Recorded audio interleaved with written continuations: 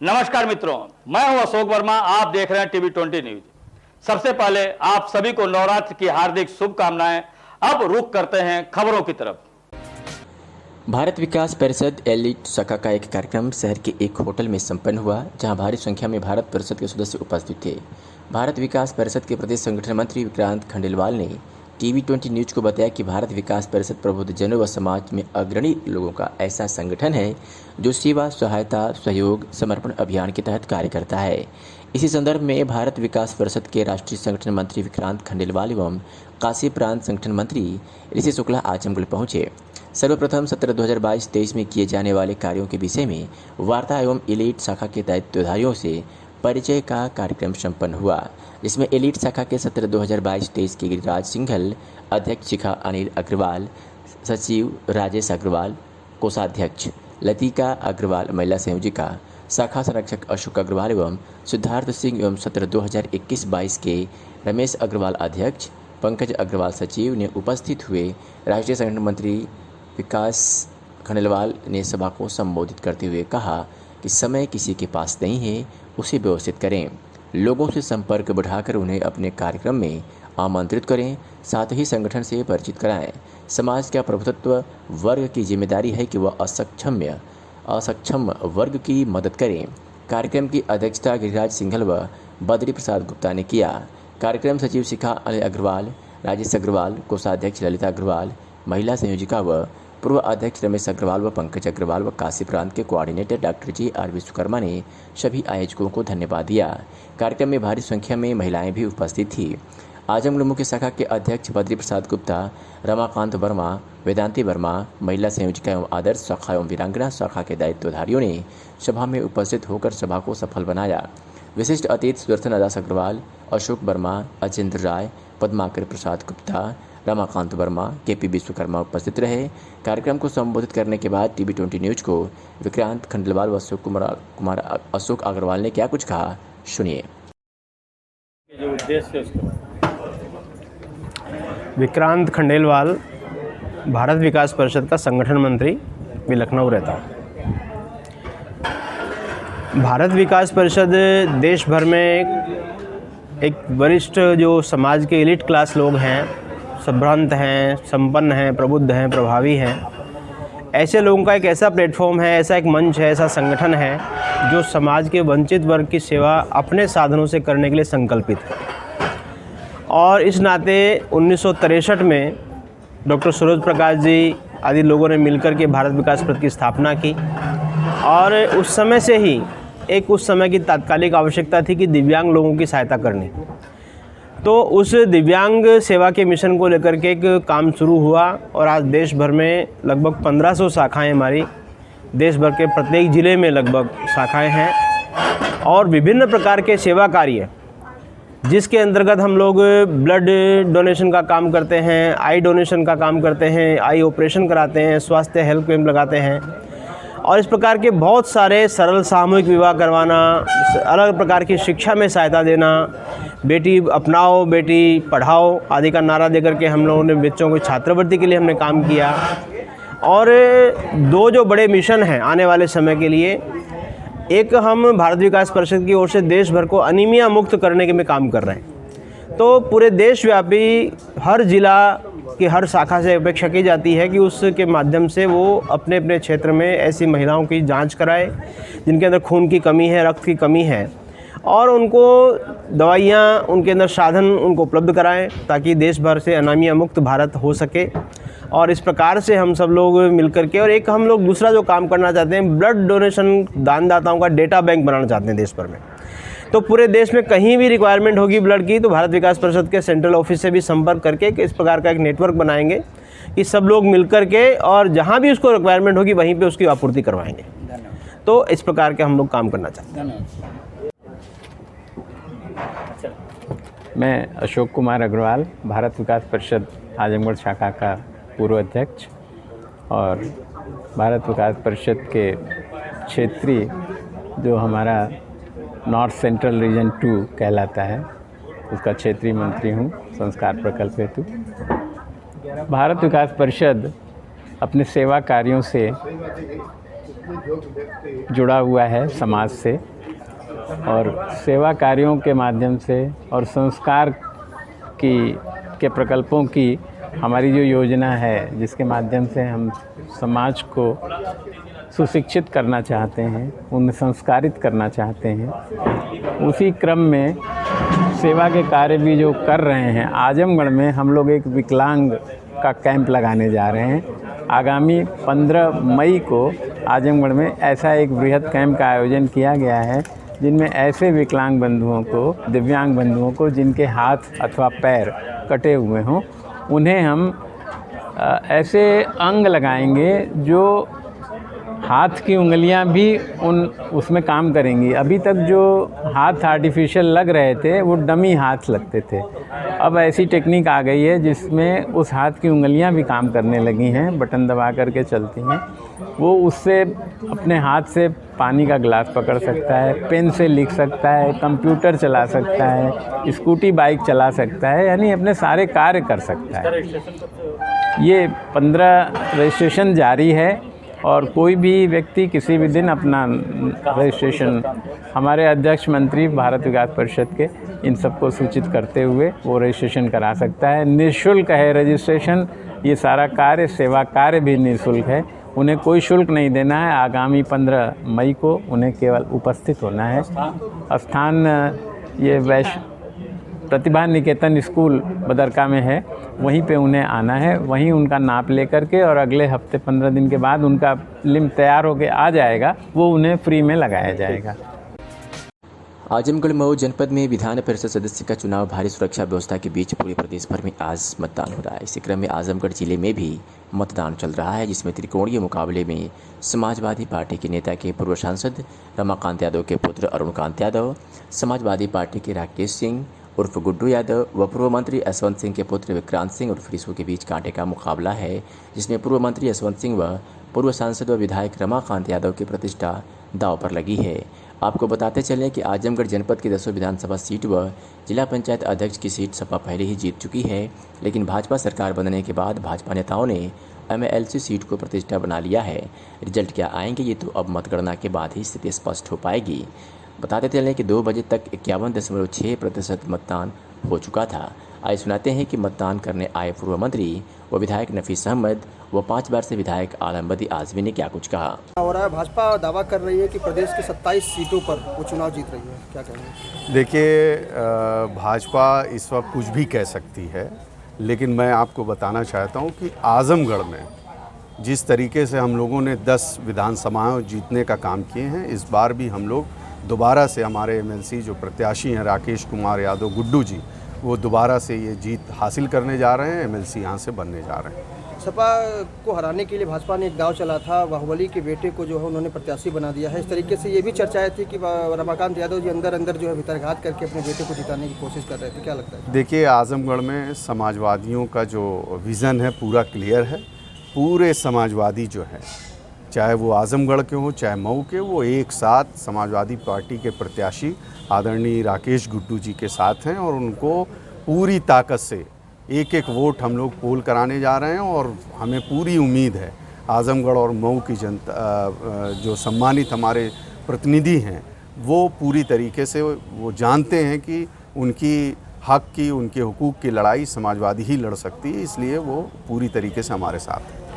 बल्कि 10 सीटें जो जीते हैं वही इसको भी जीतेंगे। हाँ, सुन रहे हैं आप, आजमगढ़ में किसी का कुछ है वह नहीं, समाजवादी पार्टी के। It is the loan party who will one, that's all. Faizabad Ambedkar Nagar MLC चुनाव में आज दोनों जनपदों में मतदान प्रक्रिया चल रही है। अंबेडकर नगर के मतदान केंद्र अकबरपुर ब्लॉक पर जलालपुर से सपा विधायक राकेश पांडे व टांडा से विधायक व पूर्व मंत्री राममूर्ति वर्मा ने पहुंचकर अपना मतदान सपा के पक्ष में किया। पूर्व मंत्री सपा विधायक राममूर्ति वर्मा ने कहा कि यदि निष्पक्ष मतदान हुआ तो सपा प्रत्याशी की विजय सुनिश्चित है, क्योंकि बीजेपी का दावा निष्पक्ष पर आधारित नहीं होता है। फैजाबाद और अंबेडकर नगर निर्वाचन में हम बड़े अंतर से जीत की तरफ बढ़ रहे हैं। यदि निष्पक्ष मतगणना हुई, मतपेटियों की रखवाली हुई तो सपा प्रत्याशी हीरालाल यादव भारी अंतर से जीतेंगे। निष्पक्षता पर सवाल उठाते हुए कहा कि शंका ही नहीं है, जब तक परिणाम नहीं आ जाते तब तक ही नहीं कहा जा सकता कि निष्पक्ष काम करेंगे। हमें इन पर भरोसा नहीं है। तो वही बूथों का निरीक्षण करने पहुंचे बीजेपी प्रत्याशी डॉक्टर हरिओम पांडे ने जवाब में कहा कि ऐसा कुछ नहीं है। जब कोई निराश होता है तो कोई न कोई ब्लेम लगाता है और भारतीय जनता पार्टी ने कभी ऐसा किया ही नहीं है। वो तो सबका विश्वास, सबका साथ, सबका विकास को साथ लेकर चलती है। समाजवादी पार्टी जब हमसे पहले थी तो उनके कर्मचारियों, अधिकारी भी कभी कभी यही बोल जाते थे। और तमाम बातें कही, सुनिए। दावा की 9 सीटें हम जीत चुके हैं, बाकी सारी सीटें भी हम जीत लेंगे। क्या कहेंगे आप?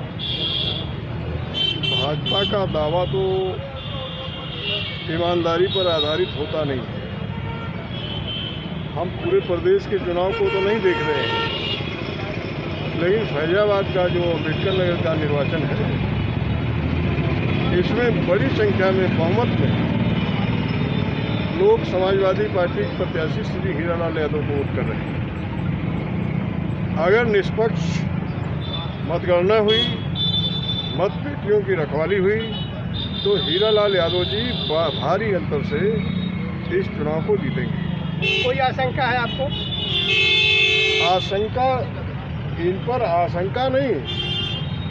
पूरा हम लोगों को जब तक परिणाम न मिल जाए तब तक ये नहीं कहा जा सकता है कि ये निष्पक्ष काम करेंगे, क्योंकि इधर 2 दिनों से लगातार प्रशासन के लोग, पुलिस प्रशासन के लोग लगातार जोर जबरदस्ती करके प्रधान को, डीडीसी को अपने कैंपस में भिजवाने के लिए पुलिस का प्रयोग कर रहे हैं, एसडीएम्स का प्रयोग कर रहे हैं। तो ऐसे में इन पर विश्वास नहीं किया जा सकता है। हमें विश्वास अपने मतदाताओं पर है कि वो बड़ी संख्या में हमारे पक्ष में मतदान कर रहे हैं। अगर सब कुछ ठीक ठाक रहा तो 12 तारीख की मतगणना में श्री हीरालाल यादव जी जीतेंगे। उनको धमकाया जा रहा है, क्या कहेंगे? ऐसा कुछ नहीं है जैसा, क्योंकि वो लोग जब जो निराश होता है कोई ना कोई ब्लेम लगाता है, और भारतीय जनता पार्टी ने कभी ऐसा किया ही नहीं है। वो तो सबका साथ, सबका विश्वास, सबका वो लेके चलना चाहती है। और समाजवादी पार्टी तो अब से पहले जब थी तो उनके अधिकारी और उनके कर्मचारी भी यही बोल जाते थे कभी कभी, और पार्टी तो उस तरीके की थी ही, और वो हमेशा से ऐसे ही चुनाव जीतते आए हैं। अब की बार लोकतंत्र का चुनाव हो रहा है और उनको लगता है कि वैसा धमकाए। आप बताइए, कहीं अराजकता का माहौल नहीं दिखाई पड़ रहा। जब समाजवादी पार्टी थी तो उस समय कितना अराजकता का माहौल था, किसी को बोलने नहीं दिया जाता था। कितने मत जीत रहे हैं?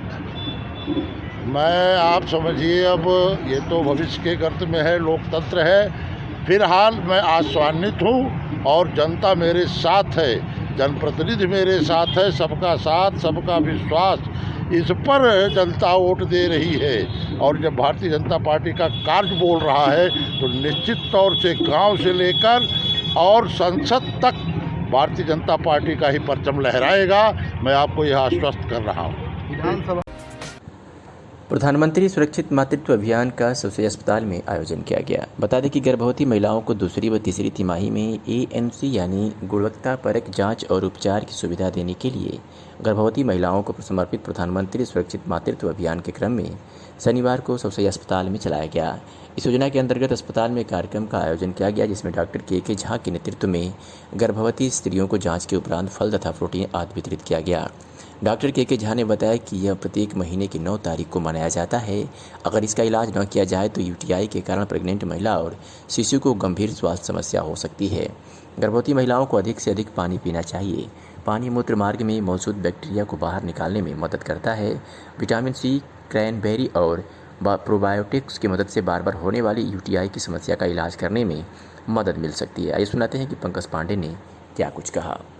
में महिलाओं के लिए कुछ दवा वितरण किया गया, क्या है ये, इसके बारे में? ये प्रधानमंत्री द्वारा जो है मातृ दिवस के रूप में हर 9 तारीख, हर महीने की 9 तारीख को सारे चिकित्सालयों में ये दिवस रखा जाता है, जिसमें सब गर्भवती महिलाएं जो हाई प्रेगनेंसी से हैं वो उनको उपचार के लिए दिशा निर्देश दिए जाते हैं और दवाएं दी जाती हैं, हर सुविधा दी जाती है। दवाई में क्या क्या दिया जाता है, क्या दिशा निर्देश, कुछ छोटा सा? दवाई में जैसे कैल्शियम है, आयरन है, डाइक्लोपेरा है, मतलब जो हल्का सा दर्द वर्द हो तो उसके लिए, और PCM है, ये सब दवाएं दी जाती ये हैं। क्या तक आपके अस्पताल में लगा रहता है? ये हर 9 तारीख को हमारे के यहाँ सुबह 8 बजे से और 2 बजे तक चलता रहता है, अनवरत चलता है। आज आपके यहाँ कितने महिला भर्ती हैं? मतलब कितने लगभग हम लोग अब तक 16-17 महिलाओं को देख चुके हैं और महिलाएं हैं जिनके लिए फल भी वितरण किया गया है इसके बारे में? जी, फल ये है, मातृ दिवस में हम लोग फल भी वितरण होता है और मतलब नाश्ते की व्यवस्था की जाती है, जैसे पौष्टिक आहार दिए जाते हैं सबसे। भदोही में विधान परिषद निर्वाचन 2022 की मतदान प्रक्रिया को निष्पक्ष, शांतिपूर्ण और संपन्न कराने हेतु आर्यका अखौरी जिलाधिकारी भदोही व डॉक्टर अनिल कुमार पुलिस अधीक्षक भदोही द्वारा पुलिस फोर्स विभिन्न मतदान केंद्रों पर भ्रमण से रहकर बूथों का निरीक्षण कर सुरक्षा व्यवस्था का जायजा लिया जा रहा है। मतदान ड्यूटी में कार्यरत कार्मिकों को भी जरूरी दिशा निर्देश दिए गए। भारतीय स्वर्णकार संघ की कॉन्फ्रेंस आयोजित हुई। उपस्थित रहे स्वर्णकार समाज के सांसद, विधायक, IAS, IPS, RAS, उद्योगपति, व्यवसायी, शिल्पकार, कलाकार। कार्यक्रम का संचालन स्वर्णकार सेतु के कार्यकारी संपादक, संघ की युवा प्रभारी, मैड फाउंडेशन के कार्यकारी अध्यक्ष, योग गुरु, साहित्यकार डॉक्टर प्रकाश सोनी मुंबई ने किया।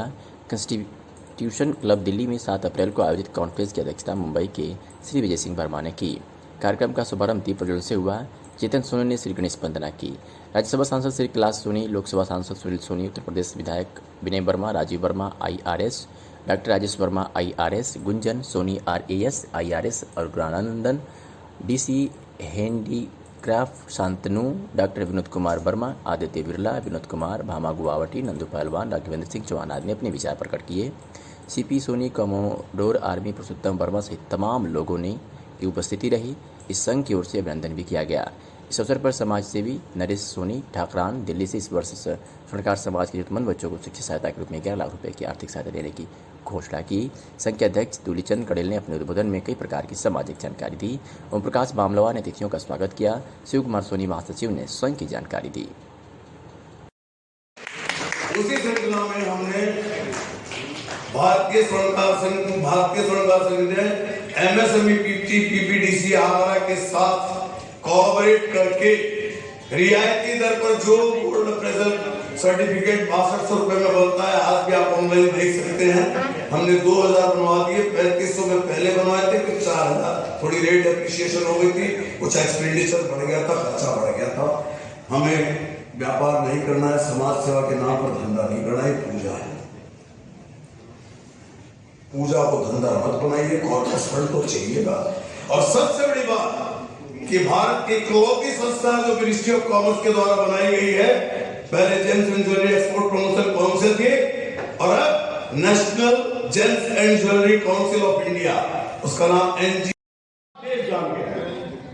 इसलिए नए भारत का निर्माण होगा। हर सेक्टर सवेरे से शाम तक इतने कम समय में कूटनीतिक दृष्टि से जो स्थापना हिंदुस्तान की हुई है, अभी देख रहे हैं पिछले 1 महीने से, चाहे ऑस्ट्रेलिया भी गए, पीयूष गोयल जी आने वाले थे, हमने निमंत्रित किया था कि भैया हम लोगों की भी संतोष समारोह की कठिनाइयां हैं, हम लोग इकट्ठे होने वाले हैं, तो वो आ जाते। और दूसरा आपको और बता दें कि बहुत अच्छा आपके पास इकट्ठे दूं अपने लोगों का, जो आदमी मैंने मैं उस व्यक्ति के परिवार को हरा के आ रहा हूँ जो हमारे फाइनेंस मंत्री पंकज चौधरी ये उनके जीजा जी को हराया, मैंने उनके जीजा जी को हराया।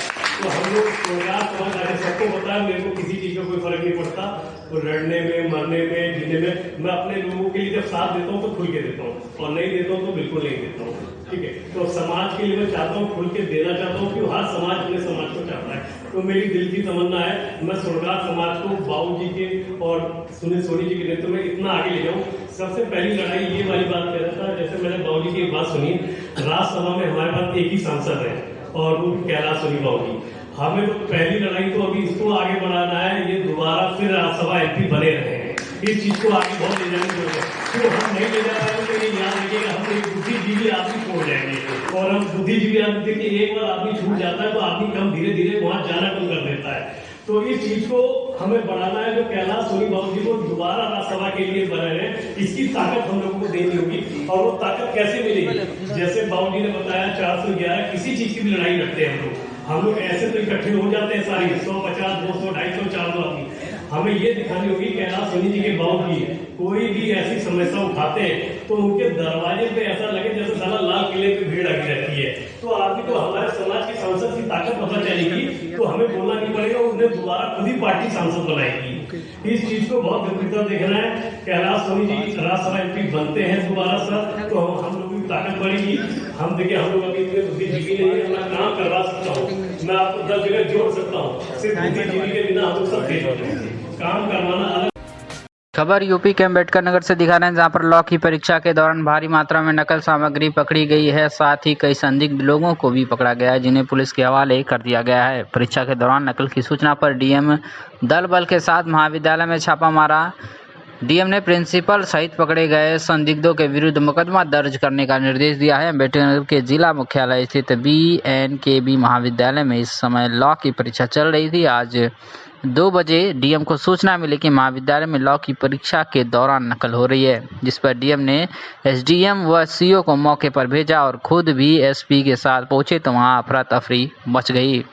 कई कक्षों से लोग निकलकर भागने लगे, जिनमें से कुछ लोगों को पकड़ा गया। परीक्षा कक्षों में परीक्षार्थियों की सेटिंग प्लान बनाने में भी गड़बड़ी की गई थी।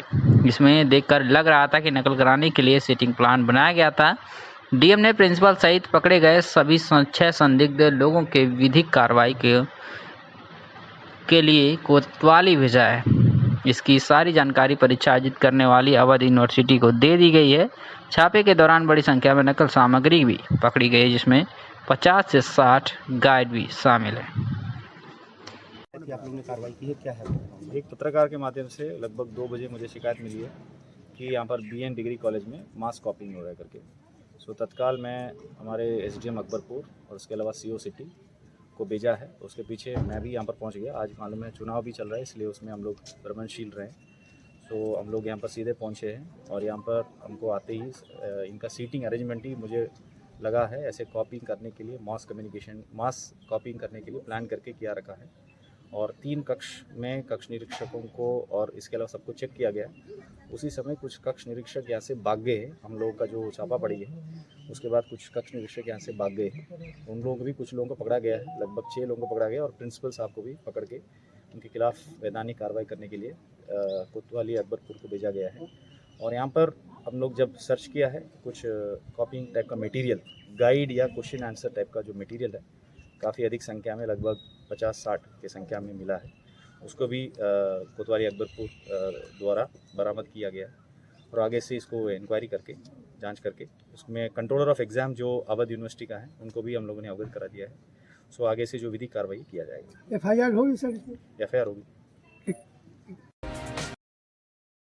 बड़ी खबर आपको आजमगढ़ से दिखा रहे हैं, जहां पर अतरौलिया में विद्युत विभाग द्वारा चलाया जा रहा सघन चेकिंग अभियान। आपको बता दें 10,000 से ऊपर के बकायेदारों की बत्ती होगी गुल।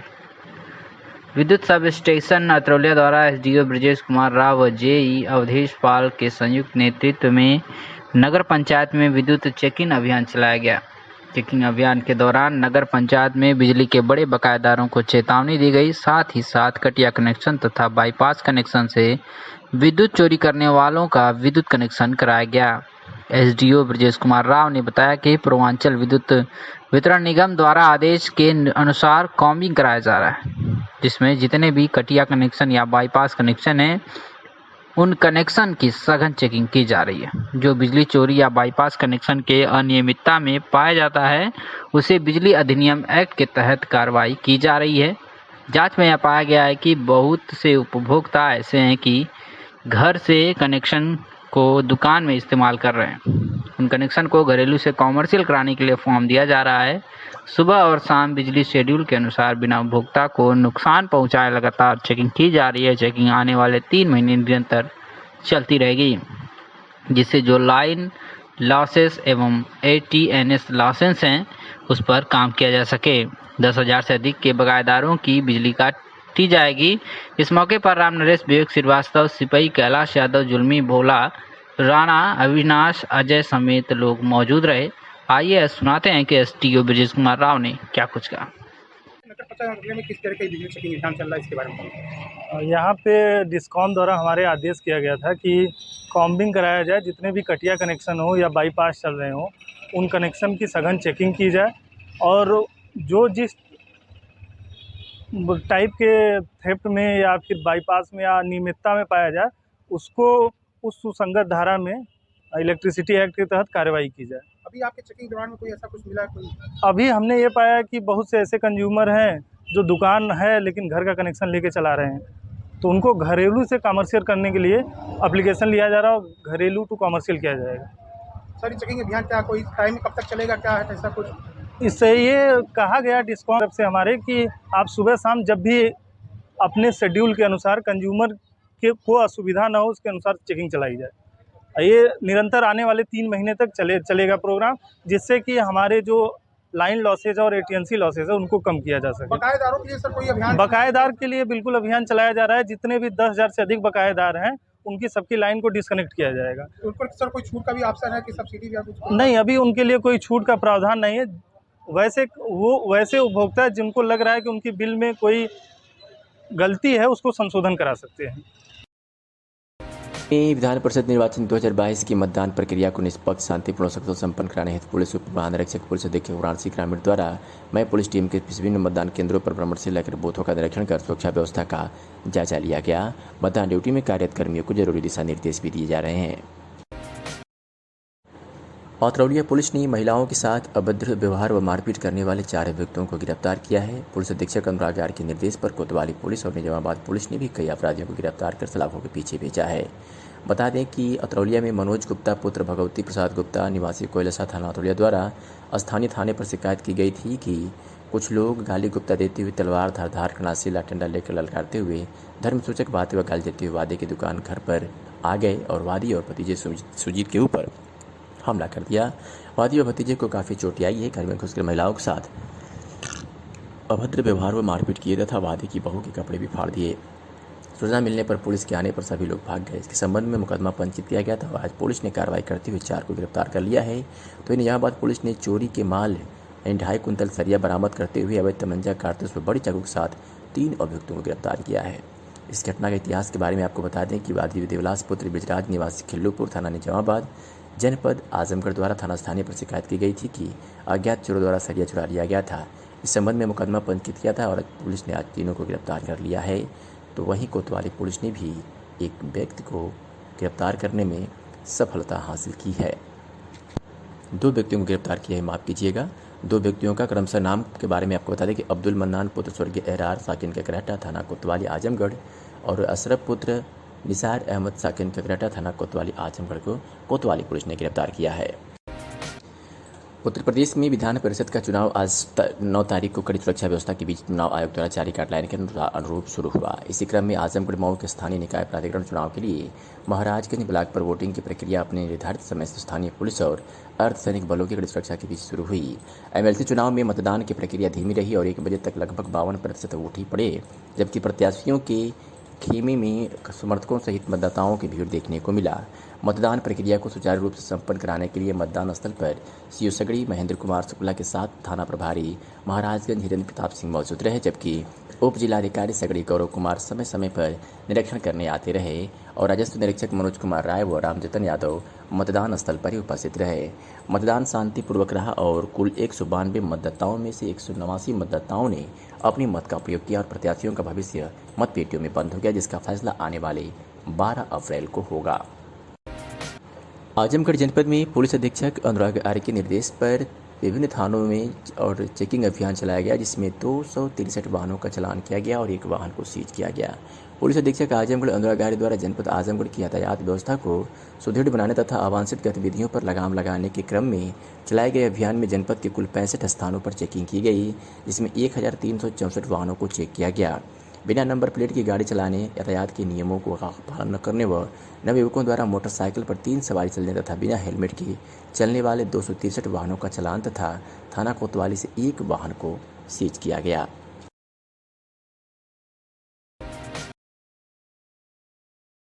आजमगढ़ के अतरौलिया से खबर है, जहां विकासखंड भरसानी प्राथमिक विद्यालय पर अध्यापकों के न आने से बच्चे शिक्षा से वंचित हो रहे हैं, जिसे लेकर अभिभावकों में आक्रोश व्याप्त है। स्थानीय लोगों का आरोप है कि विद्यालय में बच्चों की संख्या काफ़ी है, जिसके सापेक्ष विद्यालय में 7 अध्यापक नियुक्त हैं। विद्यालय खुलने के समय कुछ अध्यापक विद्यालय तो पहुंचते हैं, वहीं कुछ अध्यापक नहीं पहुंच पाते, जबकि विद्यालय का समय सुबह 7:30 से 12 बजे तक निर्धारित शासन के निर्देश पर खोले जा रहे हैं। प्रदेश सरकार के निर्देश पर जहां शिक्षा की गुणवत्ता और बच्चों की संख्या प्राथमिक विद्यालय में बढ़ाने के लिए स्कूल चलो अभियान चलाया जा रहा है, जिसमें विद्यालय संबंधित विभाग के लोगों को भी लगाया गया, परंतु बरसानी विद्यालय पर ठीक इसके विपरीत कार्य हो रहा है। जहां शिक्षा के अभाव में बच्चे पढ़ाई से वंचित हो रहे हैं, वहीं विद्यालय में अध्यापकों के न आने से अभिभावक काफ़ी आक्रोशित हैं। वहीं अभिभावकों का यह भी आरोप है कि विद्यालय के प्रधानाचार्य भी विद्यालय समय से नहीं पहुंचते, जिससे बच्चों की शिक्षा प्रभावित होती है, तो विद्यालय के बाहर बच्चे घूमते नजर आते हैं। वहीं विद्यालय के अधिकतर कमरों में ताला लटका हुआ है, कमरे के अंदर कभी साफ सफाई नहीं की जाती, तो वही विद्यालय के बाहर गंदगी का अंबार लगा हुआ है। आइए सुनाते हैं कि स्थानीय निवासी और विद्यालय के प्रधानाध्यापक ने क्या कुछ कहा। अपना परिचय दीजिए। मैं जितेंद्र कुमार गौतम। अच्छा, यहाँ विद्यालय में आज आप लोग एकत्रित हुए हैं, किस वजह से हुए हैं, इसके बारे में थोड़ा। मैं तो यहाँ 1 हफ्ते से उपस्थित हो रहा हूँ, जो डेली यहाँ से कोई मास्टर जो आता है, अध्यापक जो है 11 बजे आते हैं, कोई जो 9:30 बजे आते हैं। आज जो हेड मास्टर साहब मिले केवल अकेले, इसके बाद एक शिक्षा मित्र और एक मास्टर साहब और आए हैं, और सब लोग नहीं हैं विद्यालय पे। विद्यालय में ताला बंद है, बच्चे जो है नहीं, जो भी बच्चे घूम रहे हैं जो है, और इस समय कोई आए नहीं है, जो है 3 लोग हैं। अच्छा, यहाँ स्टाफ कितने हैं? यहाँ स्टाफ 7 लोग हैं। 7 लोग। कितने आए हैं, कितने नहीं आए हैं?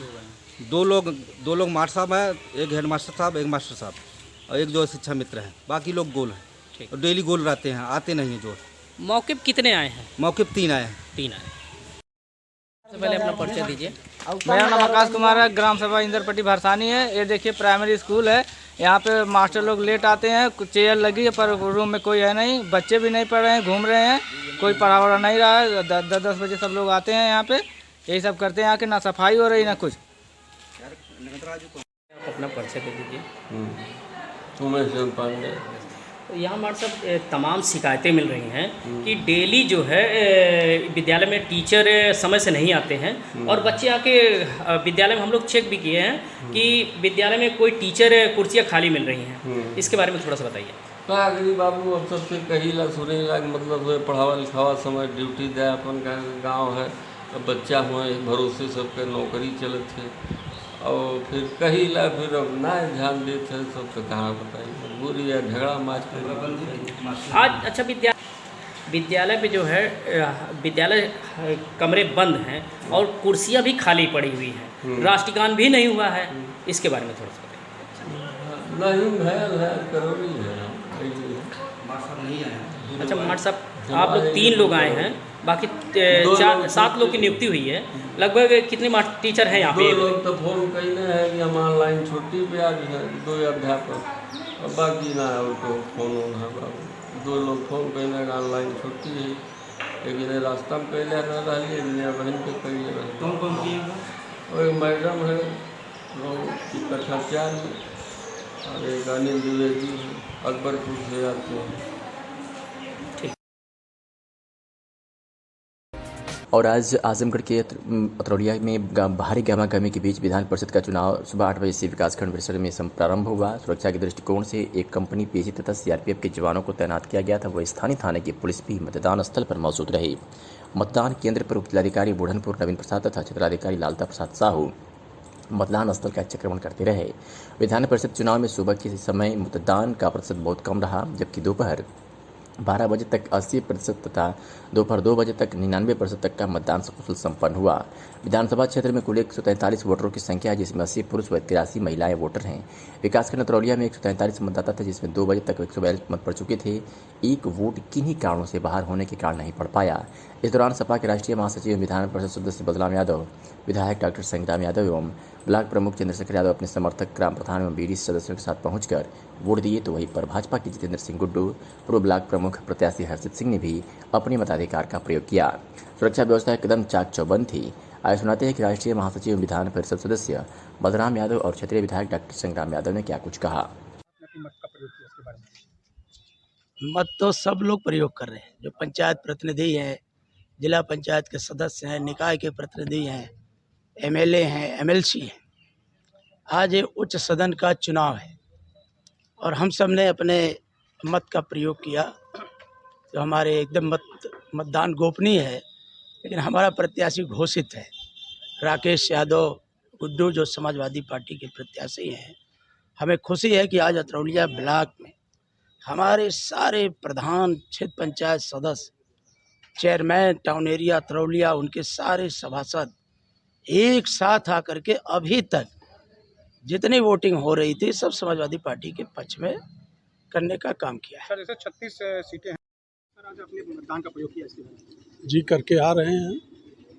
जैसे सर 36 सीट थी, 9 सीट विरोध हो गई भाजपा की, भाजपा करीब 27 सीट जीत रहे हैं, उसके बारे में बताइए। नहीं, पिछली बार हम लोग 36 में से 31 सीटें समाजवादी पार्टी के उम्मीदवार जीते थे।